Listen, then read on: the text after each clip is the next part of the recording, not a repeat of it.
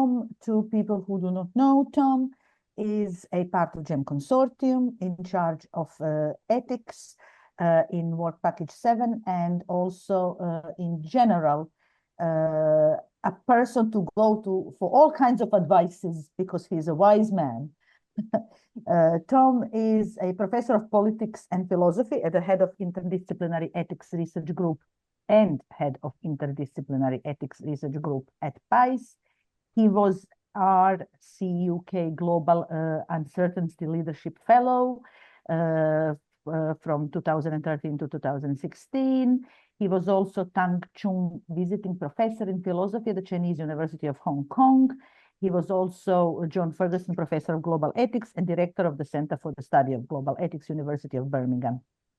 Prior to that, he was also co-director of the Human Rights Center, University of Essex, and Fellow Ethics in Harvard, and many other things since, involved in a number of European projects. Tom, floor is yours. Thank you. Thank you very much, Maya. Sorry to be joining the conference late. What I'm going to do is present in a slightly different way some of the claims and arguments from a paper that's already been published. I've put the link to the published paper in the chat. That's an open access paper, so you can read the whole thing for free without any special barriers. And if we could go to slide 4, Nevin, we can start there. Here? Yeah, perfect. So what I'm going to be discussing today is the idea of the first-person shooter game as an intuitive solution to a problem of motivation. And I'm going to be talking about the sort of motivation that an extremist group would have to put into an ordinary recruit from a Western country, and also the kind of motivation that a conventional army trying to recruit people would have to implant in its audience in order to be successful. The paper, the published paper, considers several kinds of first-person shooter games that play this role.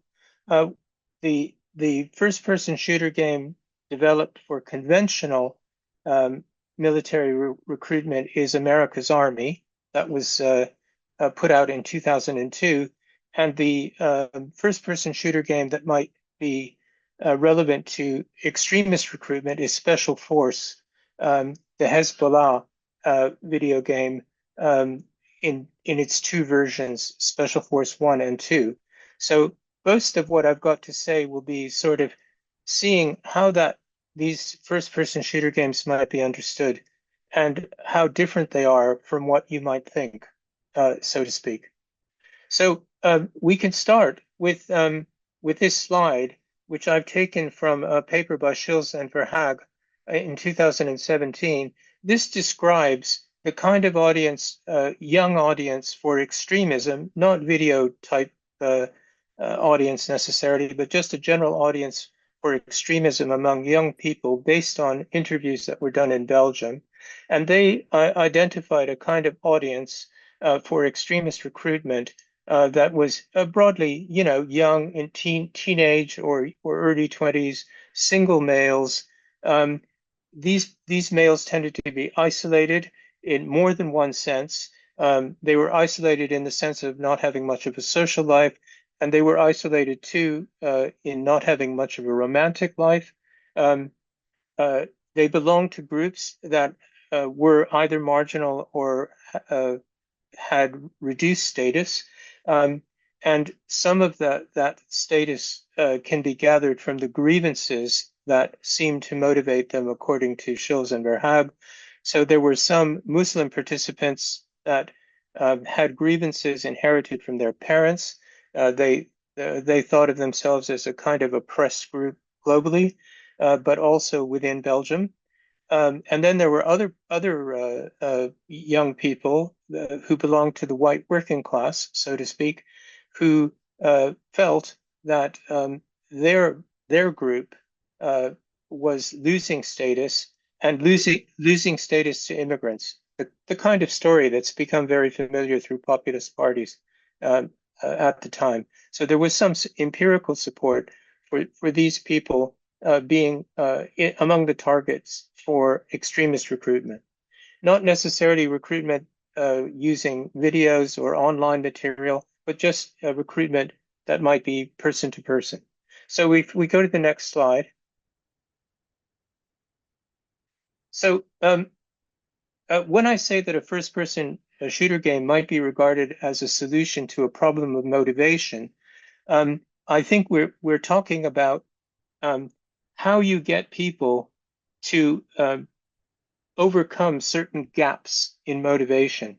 And some of these are represented in the literature. So I start with a kind of pre-theoretical gap. That's the gap between being apolitical and being activist.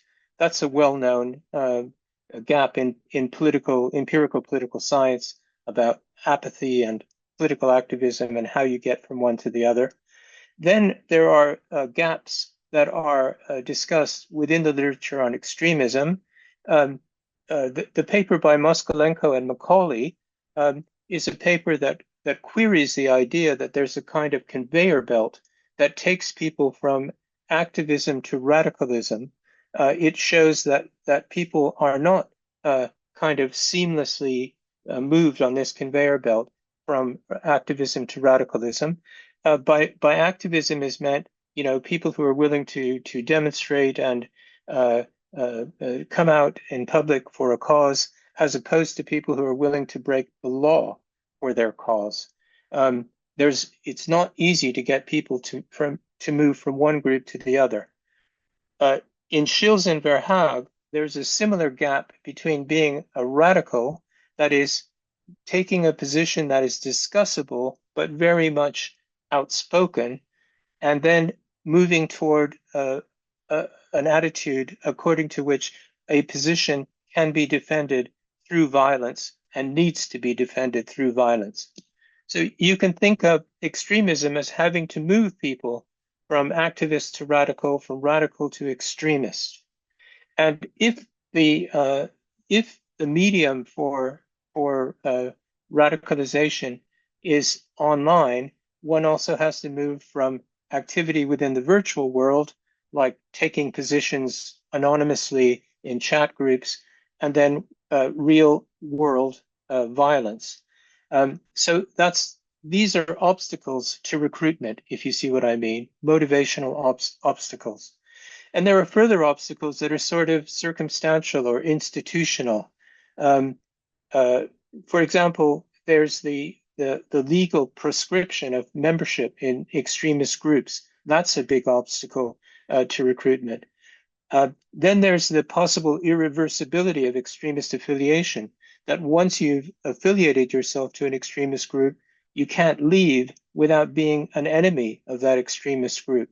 So you're left in a kind of no man's land. All of these things can be regarded as obstacles to recruitment in a sense. If we can move to the next slide.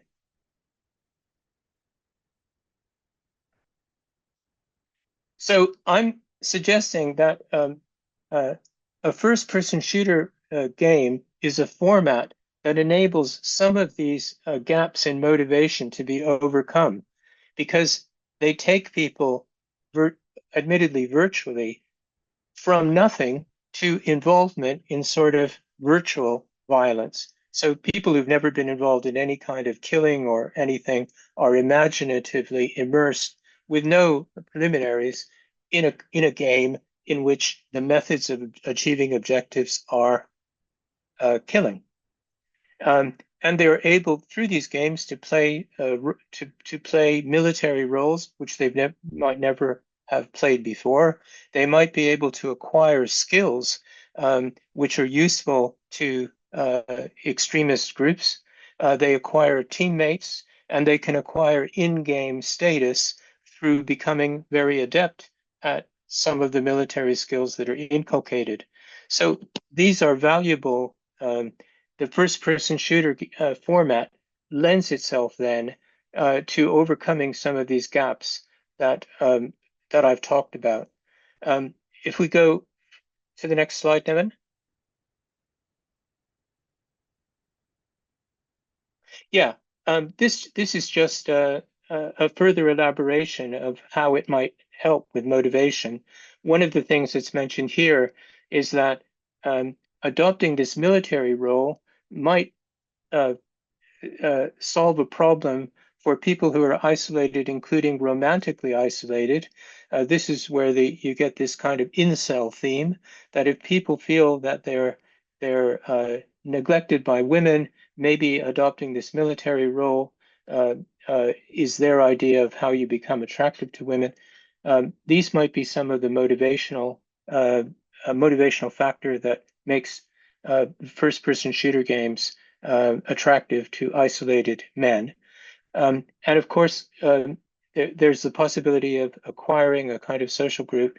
And there's also perhaps the suggestion for people who've been isolated and have no career trajectory that they might become a sort of irregular military career. That might be the kind of career that they're able to acquire, having never had a career before. Okay, if we go on to the next slide. Um, uh, so that's the problem with for extremists. Yes, is to overcome these motivational gaps, and we'll come to a first-person shooter game in a moment from Hezbollah. But let's now ask about the contrasting case of conventional military recruitment, and especially the problem of motivation that might have faced the American Army in 2002. So in 2002, when America's Army was developed, um, uh, conscription, that is compulsory military service, had been abolished for 30 years in America. There hadn't been a draft since 1973. Another thing that happened, of course, before America's Army was put out, was the attack, the 9/11 attack. So that might have motivated some people to join the military, but apparently military recruitment was still not satisfactory for the U.S. Army, and the U.S. Army realized that in order to attract people into the conventional army, they would have to compete with other armed services and with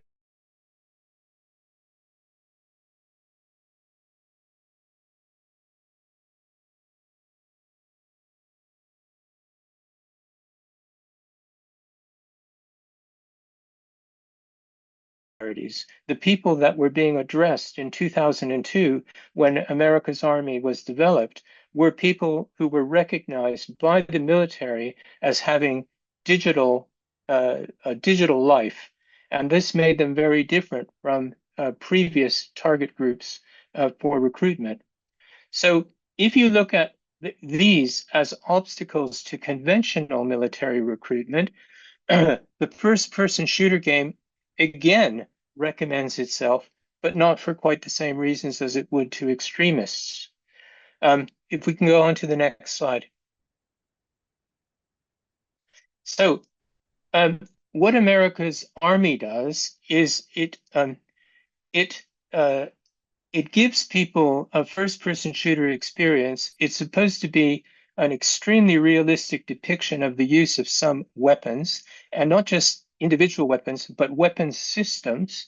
Um, in this respect, America's Army is quite different from ordinary first-person shooter games, even military ones, because it acquaints people with the use of highly technically advanced weapon systems as opposed to having your own machine gun.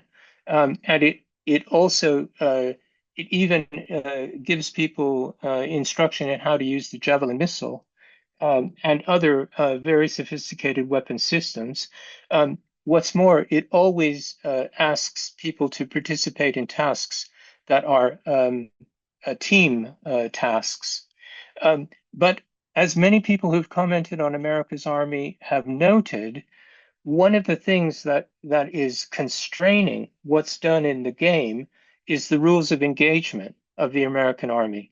So there's very, very much more preoccupation within this game as to what the rules are for warfare. And those rules are very constraining.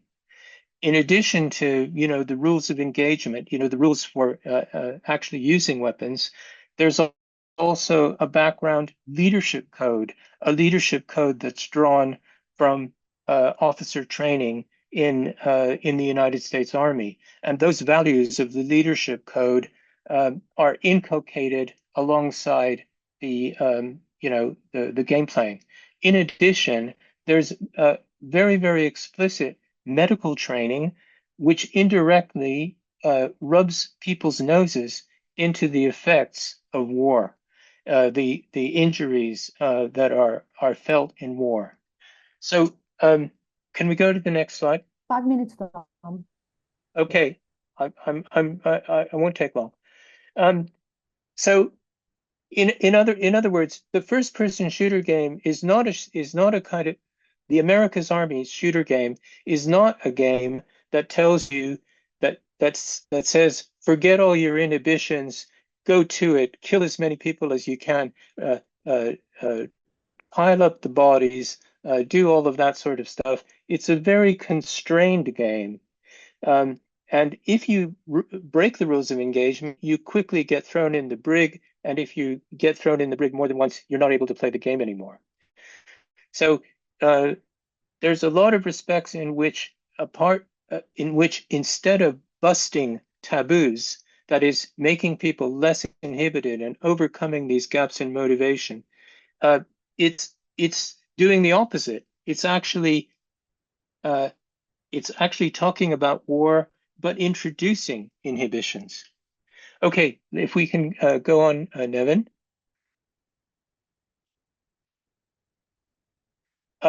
So Special Force 1 and 2, I'm sure people here know more about it than I do. We can go on to the next slide, Nevin. Yeah, so Special Force 1 and 2 incorporates film from actual conflict between Hezbollah Israeli forces in two separate episodes of war, and it's basically uh, inviting users of the game to target Israeli forces in various sort of quite standard combat missions and so on. And it's a recognizable first-person shooter game, and it might be the kind of first-person shooter game that does overcome these gaps in motivation that we were talking about at the beginning. If we just keep going, Nevin. Yeah, this is just from the Special Force 2. Next slide, please. Yeah. The question is, who was Special Force 1 and 2 for? And the answer to that question was probably it was specifically for, as one person in literature says, an Arab audience. It wasn't for general consumption by just anybody. For example, disaffected people in Belgium, for example, it had a very local audience, and it would be a local audience of people who are already perhaps radicalized by the actions of the Israelis without having to be told about it through a game. So it isn't clear whether Special Force 1 and 2 was ever used for recruitment. And even though there is evidence that it was versions of the game were downloaded in the tens of thousands, it's not clear that the point of the game was to recruit people into Hezbollah. It's true that people who played the game and were successful at it received a certificate that was signed by the actual head of until recently, the actual head of Hezbollah. So one was playing the role of somebody in Hezbollah, but it isn't clear that it was actually used for recruitment. So what I want to say is that in this case too, there's a certain sense in which we could doubt that this first-person shooter game was being used for recruitment specifically. It's more plausible to say that it was used for general propaganda purposes, and maybe, according to some people in the literature who've been talking about this recently, it may be even being used as a way of introducing a counter history, especially a history that runs counter to the westernized histories that lie behind some first-person shooter games. It's an inversion of some of the heroes and villains that one gets in Western first-person shooter games. But whether it's used as a vehicle of recruitment is not clear. So what I want to say is that even though there's this natural role for a first-person shooter game in sort of preparing people psychologically for involvement in violence that furthers a cause, there's a sense in which both of these first-person shooter games might not actually have this effect or even be intended to have this first effect. To make this point, particularly in the case of America's Army, I'm almost finished. In order to make this point specifically about America's Army, there's no reference in America's Army to the Middle East, though it was released 1 year after 9/11. So if you think of it as there being many opportunities to exploit what might have been hatred among certain Americans for people in Al Qaeda, that wasn't exploited in this actual first-person shooter game. It's kind of as if the possibilities of a first-person shooter game in the case of America's Army are being suppressed rather than exploited. And even in the case of Special Force 1 and 2, it's not obvious that it's more bloodthirsty than any other kind of game, or that it's exploiting very much of these psychological possibilities that I was mentioning at the beginning. Neither of these fits with the intuitive picture of what a first-person shooter game might do.